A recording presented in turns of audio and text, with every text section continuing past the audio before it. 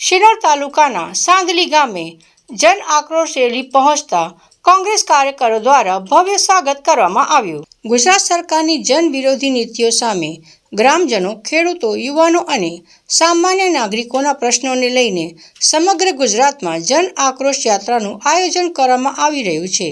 તે અંતર્ગત આજે સાંજે શિનોર તાલુકાના સાદલી ગામે યાત્રા પહોંચતા તાલુકા કોંગ્રેસના કાર્યકર્તાઓએ ઉલ્લાસભેર સ્વાગત કર્યું હતું।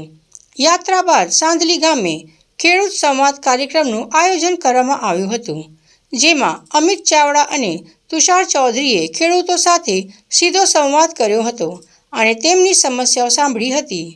ખેડૂતો દ્વારા ખેતી પાકના ભાવ, સિંચાઈ અને મહેસૂલી પ્રશ્નો રજૂ કરવામાં આવ્યા હતા।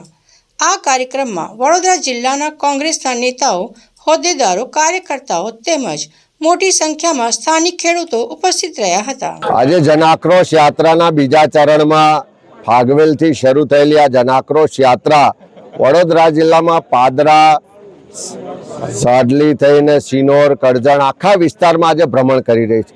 જે રીતે જુઓ છો કે તમામ વર્ગ વિસ્તારના લોકો ખૂબ મોટી સંખ્યામાં જોડાઈ રહ્યા છે। ખેડૂતો પોતાનો આક્રોશ વ્યક્ત કરી રહ્યા છે, મહિલાઓ દારૂ ને ડ્રગ્સનો ખાત્મો બોલાવવા માટે પોતાની વાત કરી રહ્યા છે। ચારે તરફ જે ભ્રષ્ટાચાર ચાલે છે એને લોકો ઉજાગર કરી રહ્યા છે। લોકોમાં જે ડર અને ભયનો માહોલ ઊભો કરવાની આ સરકારની જે નીતિ છે એ મુજબ આખી યાત્રામાં જે ગામે લોકો રજૂઆત કરવામાં આવે, જે ગામે લોકો સ્વાગત કરવામાં આવે એના નામ નોંધવા માટે આ પોલીસનું તંત્ર જોડે જોડે ફરે છે। એક ગામે બધાના નામ નોંધે। મારે સરકારના એવા કયાગરા, ચાપલુસી કરનારા તમામ પોલીસના અધિકારીઓ, કર્મચારીઓને કહેવું છે કે કોઈ સરકારો કાયમી રહેતી નથી અને સરકારની ચાપલુસી કરવાનો બહુ શોખ હોય તો પટ્ટા ઉતારી દો અને ભાજપના ખેસ પહેરીને એમની પાર્ટીમાં જોડાઈ જાઓ અને લડાઈ લડવા માટે મેદાનમાં આવી જાઓ। પ્રજાના ટેક્સના પૈસાથી પગાર લો છો અને ભાજપની ચાપલુસી કરો છો, એવા કોઈને પણ આવનારા દિવસોમાં છોડવામાં નહીં આવે।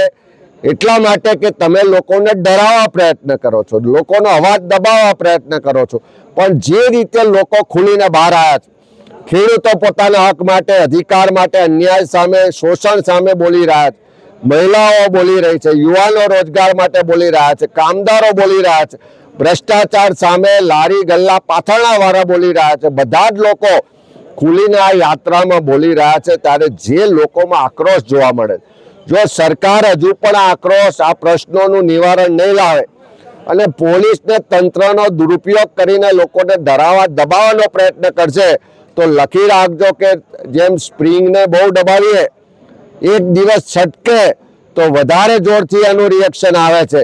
એ જ રીતે ગુજરાતની જનતાની સહનશીલતાની હવે હદ આવી ગઈ છે।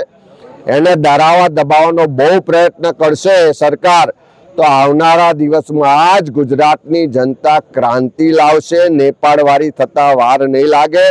ભ્રષ્ટાચારીઓ, તાનાશાહો, ખોટું કરવા વાળાને આ જ ગુજરાતની જનતા રસ્તા પર દોડાવીને સત્તા છોડવા માટે મજબૂર બનાવશે।